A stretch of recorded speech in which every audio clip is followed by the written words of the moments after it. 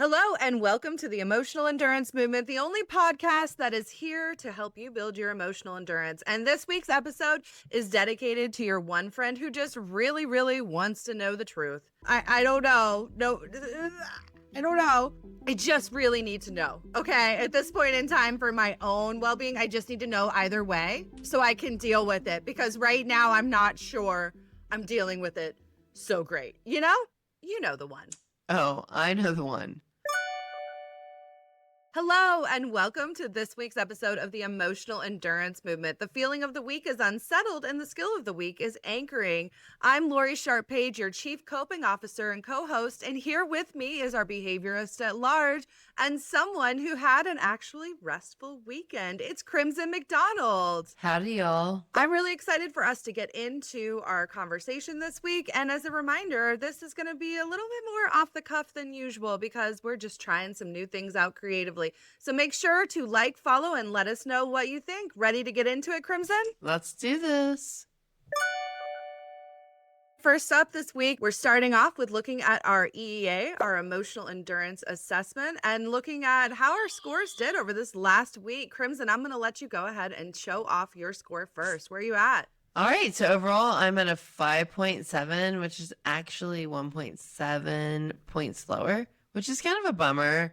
And if you look, you can see that I'm about the same on hope. My optimism is dropping a little bit. Resilience is dropping a little bit. And self-efficacy is dropping a little bit. And my environmental efficacy is dropping. And this absolutely tracks with life right now because I just have too much crap. I just have too much shit to deal with. And I don't have the best systems in place. And as you know, my mom bought a house. We're building new systems. We're working on it. Just getting a little tired. So seeing resilience and efficacy and those things go down completely track with how I feel, to be completely honest. That's where I'm at. Well, I mean, this is part of the reason why we made this assessment is because there's a natural up and down to all of this, isn't there? Yep. It's hard. I think I see a big hit on your environmental efficacy, and that's where I was at last week. Mm-hmm. And that one's the one that's like not fully in your control. Like you contribute to it, you build it, you maintain it, you do all the things, but it's not really within your control as much as like, your optimism is. And interesting for you, you only lost a little bit on the optimism. Yeah. So, I mean, like, I know that 4 is like pretty good for you. So you're kind of maintaining there and your hope stayed high. There was no change to your hope either. I definitely think from the conversations we've had and the insight I have, I totally understand this like wobble, but it seems like this is what we would expect to see. And there's no shame in seeing it. Well, I hope you feel that way. I do. And I'm glad that we track this every week now and we're actually using our own product because it's nice to give yourself the compassion. Like when I look at this, I'm like, yeah, there's a lot going on, a lot of plates, my environment.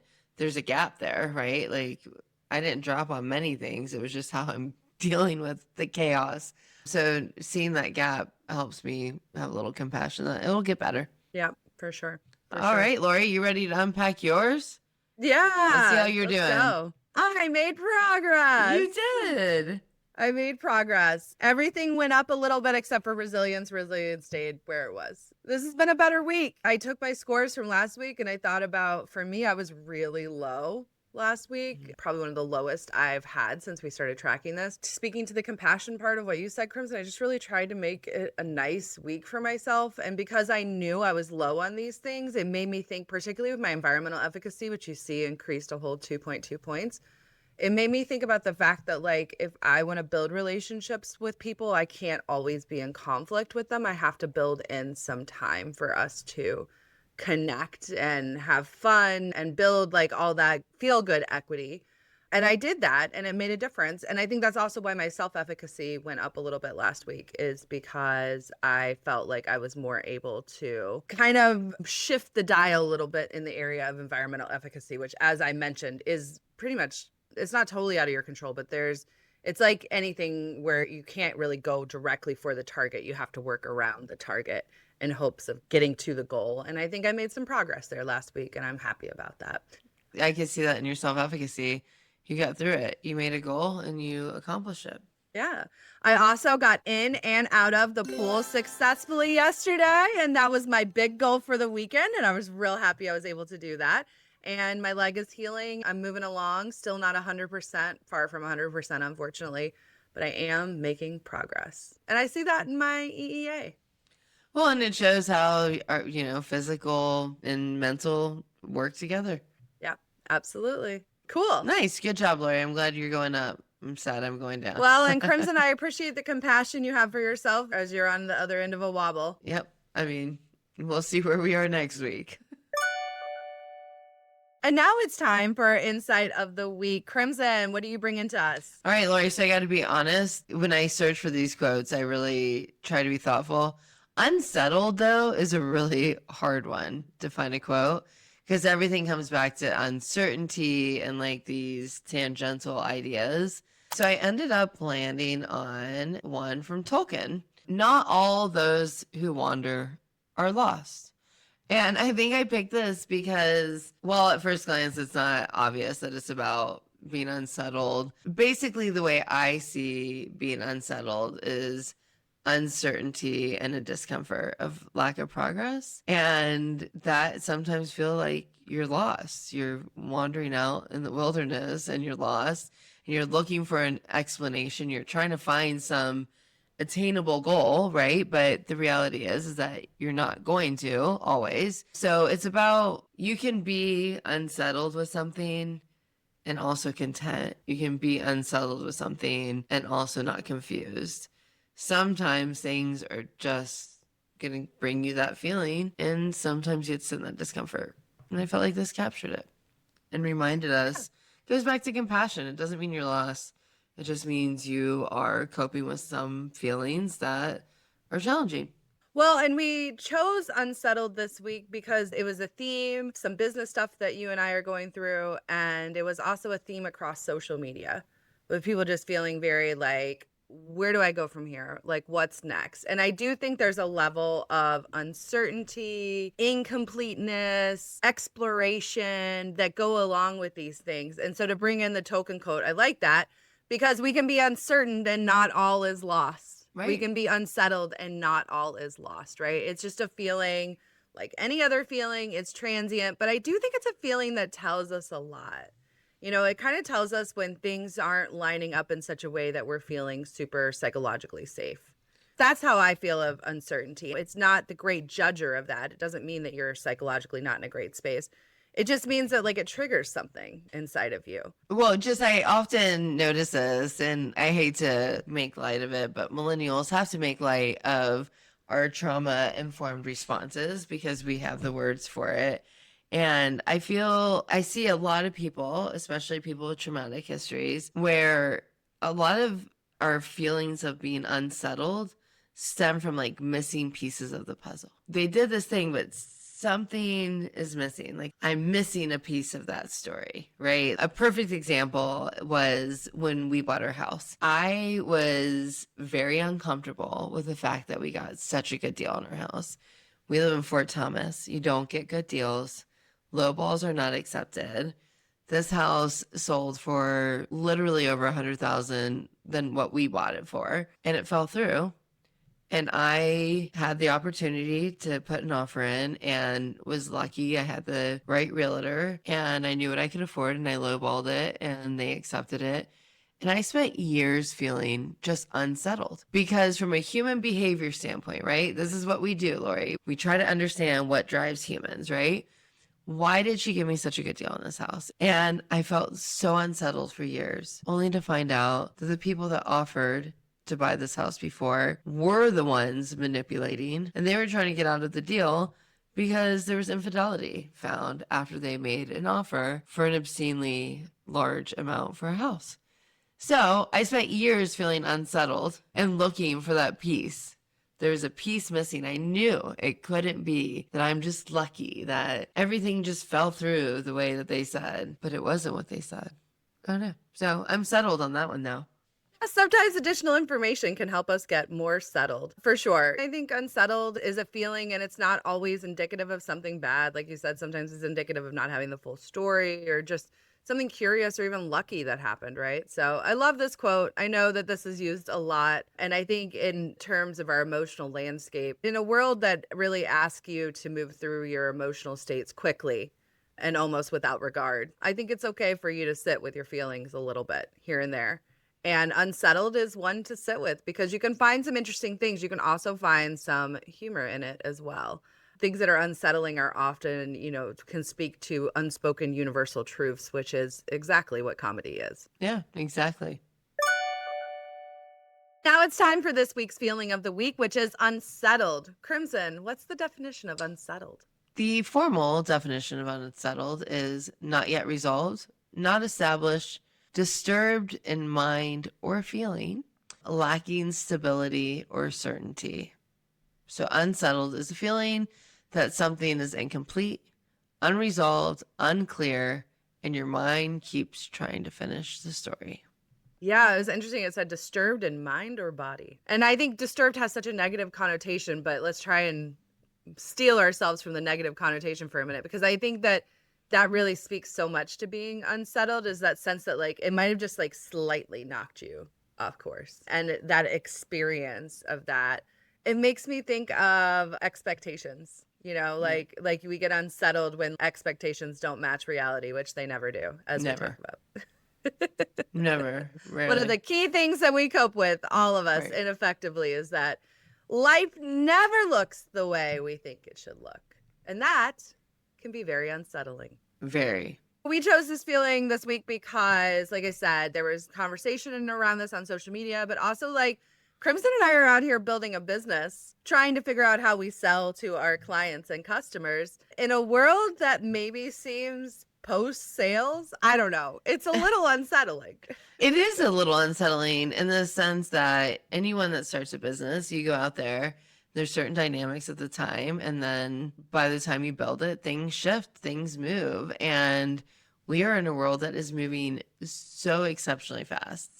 If I think about when we sat down, like, yeah, let's do this. ChatGPT wasn't even part of our life. Claude wasn't even our friend. We didn't even know of these things. I mean, we had a different president. We had a different economic forecast. We had a completely different, our problems. Vibes were different.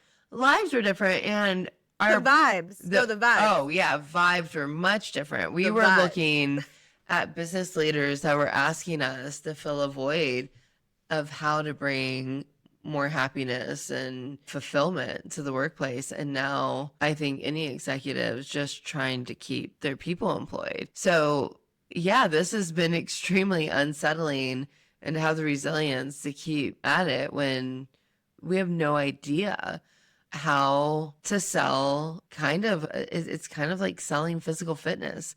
How do you sell emotional fitness? How do you sell emotional hygiene when people either don't know they need it or they think they have it?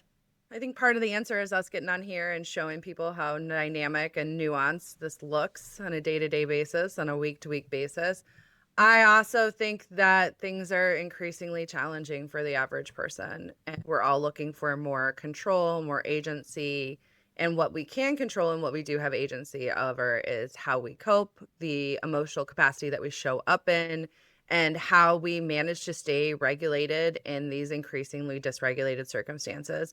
And yes, there is a business case for that, but there's also just the human-to-human case for that. And I think the human-to-human case for that is incredibly strong and increasing every day as we chartered uncharted waters, which can be a little bit unsettling. Right. But we're not alone. I mean, there are a lot of business owners going through this right now, and just people that manage households. This is a unsettling period. Yeah, for sure. So that is our feeling of the week, unsettled. For this week's show and tell, we're going to do something a little different. We're going to go through our top 5 list of things that are making us feel unsettled. And this is a somewhat serious comedy list on my end. There's a mix. Would you like to go first, or you want me to go first? I mean, do we go micro or macro? Mine are across the board. Let me see where you went with this. Okay, number 1, people who say they are one way, but then act a totally different way. That is Oh. unsettling AF to me. Like I don't mess with that. I have a very low tolerance for that. I got annoyed one day at someone that had to like, instead of being, I rinse out my jars before putting them in the recycle bin. It's in high school, I volunteered at the recycling camp and I learned that you must wash your things. And I became an expert at it. Qualifying your thoughts, like that insecurity that shows through, it's unsettling. It's like, Yeah, why do I you feel don't. like you're good? Like, you can Yeah. talk about how you did that without, you don't have to qualify yourself. Well, then it makes you wonder, like, are they actually doing that, or is that the aspirational view of what they'd want to do? I've been thinking about this a lot with myself recently when I got hurt. There are all these aspirational things that I want to do for myself, and I want to do them like tomorrow, Right. but like they take time. It takes time to build the skill and the routine and the systems to do these aspirational things. And just to do it tomorrow and film it and put it on social media is just, that's performative, right? Right. That's not really the value of it. I don't know, like if I was TikTok famous, maybe there would be a different value to it. But for me in my life, it's like you got to do the small steps to build to the big thing. And this is where I think a lot of people get stuck in this space is they want to appear a certain way. They want to present a certain way. They want to be known as the person that cleans out the recycling with phosphate water. But do they?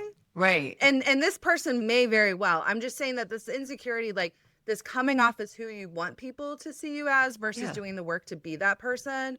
Yeah. And I mean, for No people thanks. that don't know me, you know me, authenticity is the best path. I can't handle Yeah. it. If you're in my Yeah. crew and I'm sitting at the table with you, you are qualified to have opinions. You do not need to validate Yeah. them. I'm with you on that Yeah. one. All right. All right, next up. This one's a little weird, so stick with me. All right. So, other people's bones pushing on my bones. Oh, yeah. So bones in general.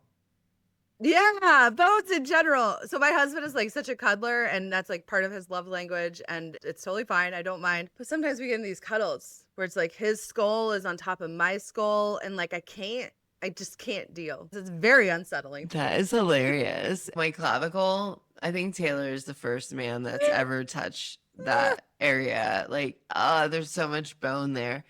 And bones Do you are so know the gross. xiphoid process? What? No. Okay, so the xiphoid process is a little bone. There's a little bone at the bottom of your rib cage, just a little tiny thing, okay? And if it pops off, it could do major damage, so you don't want it to pop off. I don't like anyone coming near my xiphoid process. And of course, I have two kids that they think it's the funniest thing is to like elbow slam into it with no warning. This is hard stuff for me that I struggle with. So now everybody knows about the xiphoid process, and I probably made you all worried about it too. I don't think it pops off very often, but do protect your xiphoid process and don't let other people's bones touch it.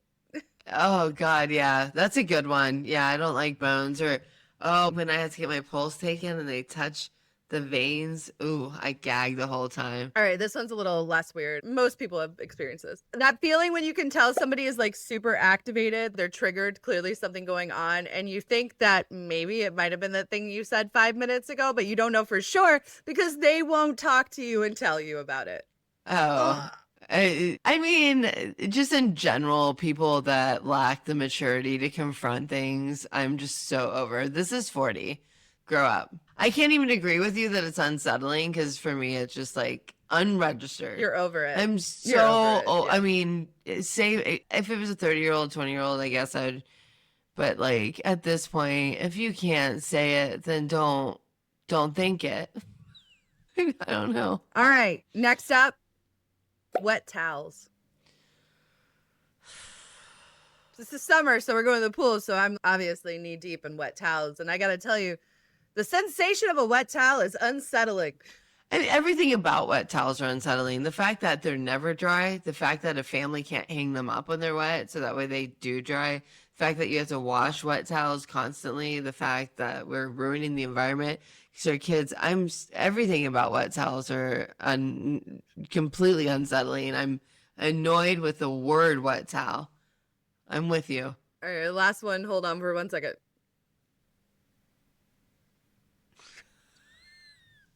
And my last one is aliens. So I have some history to unpack with this one. So, you know, like a lot of kids, what were you scared of when you were a kid? Did you have anything that you were scared of? Earthquakes. Earthquakes. Okay, so some kids are scared of earthquakes. Some kids are scared of ghosts. I was scared of aliens. Really scared of aliens. That didn't stop me from going to the library and checking out every single book I could find about aliens. Okay, but I was terrified of them. All right.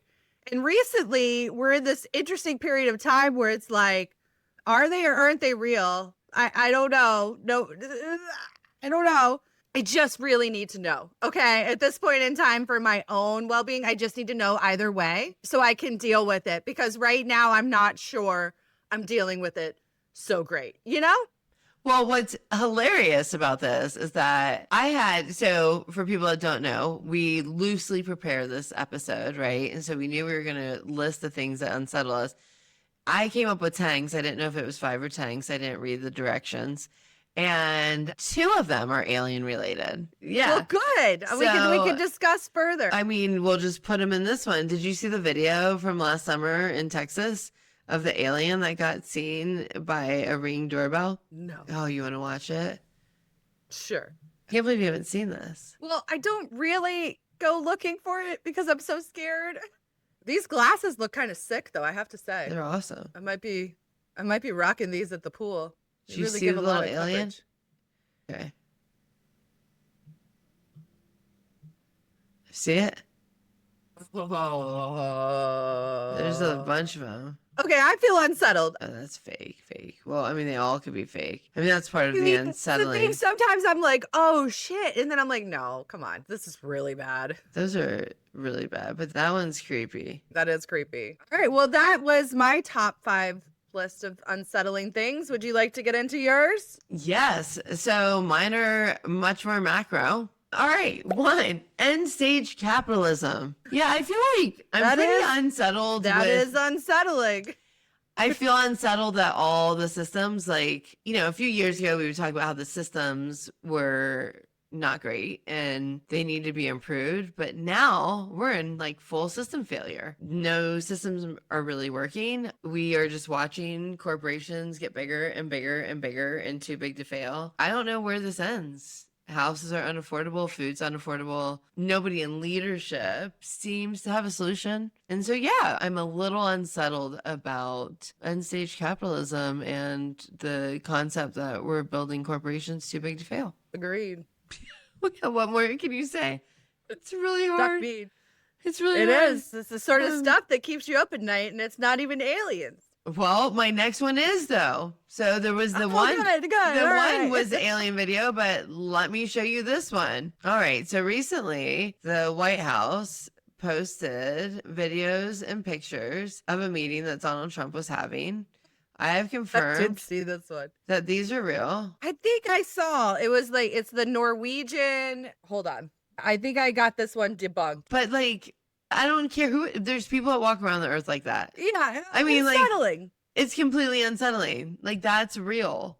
And like, I don't even know it's real or not anymore with AI. So it's like, that's unsettling in and of itself, is that you see these things, you're like, well, that can't be real. And then, oh, yes, it's absolutely real. So I believe that they are people from Norway in some regarded to the official visit from the Norwegian prime minister to the White House. But I can't find the specifics because it's so hard now to tell what's real or not real. And this is a total sidebar, but I was at my dentist the other day. I sit down in the waiting room, and across the waiting room, and it's like a room, maybe like 500 square feet, not huge. There's an older guy sitting on the couch on the other side of the room, listening to his phone full volume, no headphones, whatever. Like, annoying, but like unsettling. Whatever. Full blast. Ugh, so annoying.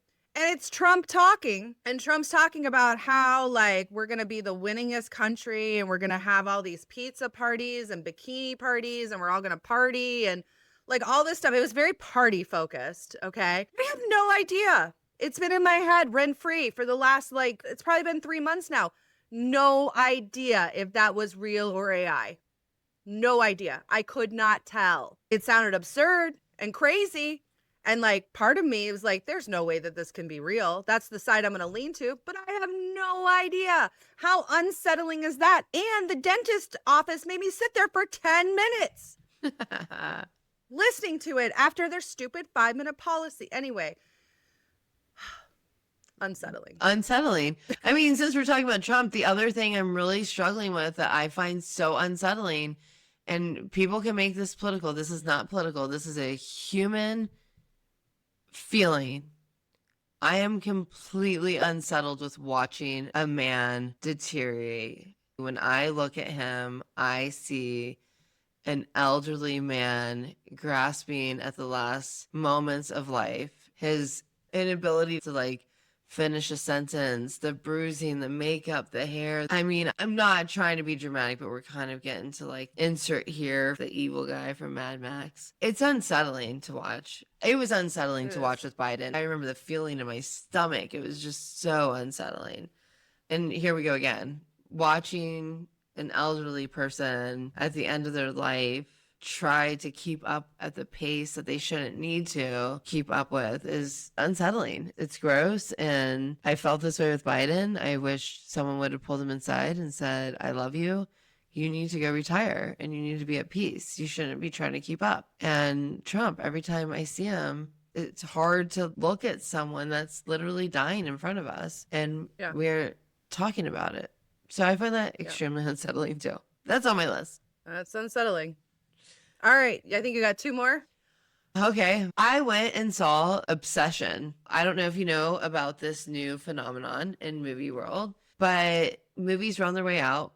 And 2 YouTubers made movies that are in the movie theaters right now competing against Steven Spielberg, and they're winning. And my husband went to one with my son, and I can't wait to see that. I'll talk about it here once I do. Called, I think it's Backlots or something. Backrooms. Backrooms. And then I went and saw Obsession with my son. So it was a movie made with less than $1 million, $750,000 budget. It's already made like 600 million or something. It was unsettling, Laurie. I between like, I don't know if it was appropriate for my son. There was some grotesque sexual stuff kind of that was unsettling, but it's really cool to have new artists in the world, new visions. I feel like we were just like remanufacturing, like, oh, let's do Top Gun 17. And, you know, it's really refreshing to see new creativity. But the way that Obsession is made, a lot of the horror isn't the traditional jump scares of the past. A lot of it's audio and a lot of it is unsettling. Like one of them, I think my son and I both jumped so high, but it wasn't just a jump, it's like a full twitch out, dude, because they're playing with your senses. I mean, he has thought about bringing horror to the cinema in a different way. And I also didn't realize I paid for the Dolby experience, so the sound was much more intense. So yeah, it was unsettling. Great creativity in that movie. I can't recommend horror movies because why would you want to do that to yourself? But if you do that to yourself, it's so creative and so well done. But I left unsettled. I'm not over it. I'm not recovered, but it is what it is. I hear the chatter is like Hollywood is digging deep into social media and small artists to try and recreate the success that they're seeing with both of these movies right now. And that it's like reinvigorated some passion and excitement for potential new talent, which seems dumb because there's a lot of talented people, but it definitely like there's a story there with both those movies. I haven't seen either. Looking forward to seeing them. Maybe. I don't know.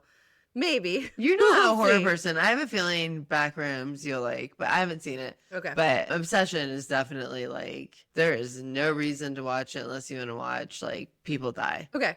Probably not for me then. Not really like a story that you're gonna like be like, oh, that was intellectually stimulating. Yeah. It's purely people dying in grotesque ways. All right, what else is on your list, Crimson? Aging. I am unsettled with all the people dying. And right before we started recording, Alan Greenspan died. And to be honest, I don't have strong feelings about the man, but still, he was 100, and it kind of is unsettling that he lived that long. And it's kind of unsettling that we're having to watch a whole generation die. And because there's so many of them, it's like constant. And so like the sandwich generation, I highly recommend people check out Laurie and her sister's new TikTok channel, Sandwich Sisters with a Z. Yeah, but aging sucks and I feel unsettled with it. I can't come to peace. All right. Well, it is unsettling, and it is also the cost of not having to die young. So I always both hear are it. True. The alternative is not good. So here we are. Yeah. Well, that was fun. That was a fun little jaunt. Now it's time for our skill of the week, and we're going to do our skill of the week a little bit differently. We're going to do it as our game as well, because the skill of the week is anchoring. And Crimson said, what is anchoring? And really, anchoring is anything that can be done to help you pull yourself back into the values, beliefs, systems that you feel like innately support you. And this is really important, and it can happen many different ways. And I'm going to walk you through a couple to play around with today, Crimson. But one thing I realized when prepping this is there's something we haven't really shared with our viewers that I think is an important thing, and we'll see this in this one, which is that while Crimson and I are both very scientifically based, our entire company is based on the neuroscience of emotional regulation. On a spectrum, I will lean more into the woo-woo stuff than Crimson will. So, I mean, I think there's a spectrum here, and I think that woo-woo tools are just as valid as any other tool, and you get to decide where you fall on that spectrum. But today I'm going to show you a neuroscientific-based tool to anchor yourself, and then I'm going to show you a more woo-woo tool that I use to anchor myself. So the very first thing is we are going to do the classic 5, 4, 3, 2, 1 grounding technique. So grounding is a similar word for anchoring. Grounding pulls us into the present moment, and the present moment often can anchor us better than when we're living either in our anxiety about the future or our regret, shame, whatever it may be from the past. Grounding can be a great tool for anchoring because it brings you back into this present moment. So I'm going to go ahead and go first, and then I'll let you practice as well, Crimson. And if you are listening to us at home, please practice around with yourself. So 5 things I see. I see a picture. I see a trophy. I see smoke detector. I see a curtain. I see a laptop. 4 things I hear. My dog barking. I'm sorry if you hear that too. My own voice talking. I hear the hum of the air conditioning and the hum of the fan on my laptop. 3 things I smell. I smell the vanilla on my lip balm. I smell the coffee that I have over there. And I smell my perfume on. 2 things I can feel on my skin. I can feel the fabric of this chair, and I can feel the fabric of my shirt. And then 1 thing I taste, well, my mouth tastes fresh from the mini brush. And by doing all those 5 things, by going through that list, and you can do them in any order, that's just the easiest order I find them to be, you're turning on each one of your senses and you're aligning it to the present moment. And so when you are feeling really unsettled, really out of sorts, get yourself back to the present moment. And that's a great way to do that. Crimson, you want to do a round? Sure. Okay. 5 things I see: my light ring, my actual lamp, my monitor, my mic, my phone, and my little Cartman that keeps randomly saying sweet at random moments. Sweet. All right. So 4 things I hear. Here. You talking, me talking, my air conditioner humming, and I can hear the loud thumping of large children running around downstairs. And then 3 things I smell. Is that right? Uh-oh, do I have COVID? Coffee and coffee and coffee. Rubber. Oh, my mint lotion. Yeah, and then 2 things I feel would be my silky shirt and then my not appropriate leggings that are really cottony and fuzzy. And then 1 thing what is it? Taste. Oh, coffee. I can't get over it. I'm still drinking it. Do you feel a little bit more grounded, more anchored after doing that? Yeah. I mean, I feel like I was pretty here before, but yeah, I've done it before in the moment, and it does. It helps. It helps. And it is one of those things that you can do quickly in your own mind without anybody knowing. So it's a great stealth skill. All right. So now on the more woo-woo end, I went to go see Crimson last week, and I got myself a new tarot card set from this lovely little bookshop called The Hidden Chapter in Fort Thomas. And what I like to do with tarot is interesting in that each card represents a story, a common story or theme that you find along the human experience. And so each day I like to take a moment to shuffle my cards and pull out a card for myself. So I'd like to pull out a card for myself.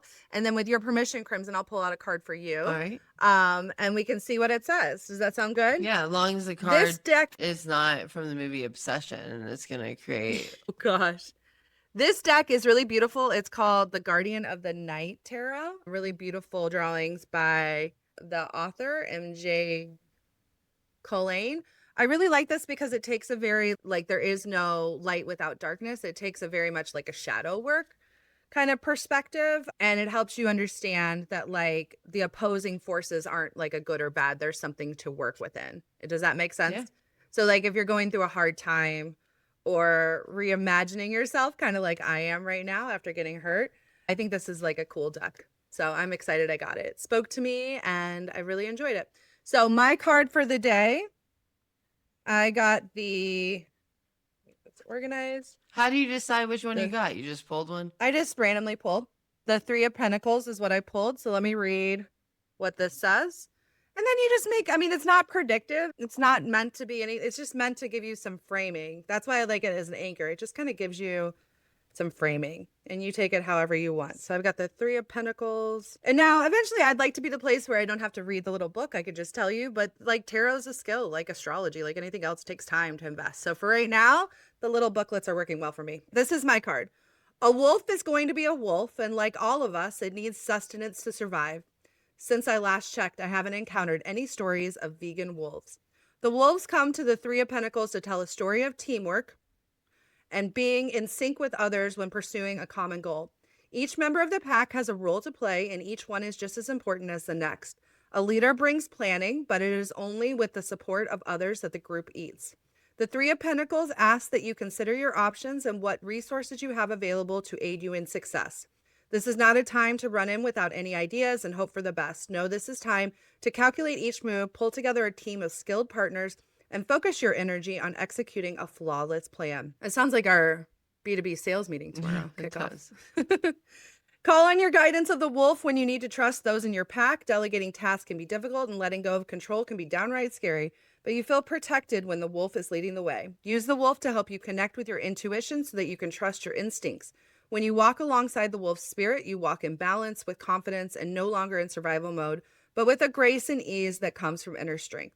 So this for me resonates because you and me are in the middle of making a big plan for our push to sell our leadership workshops.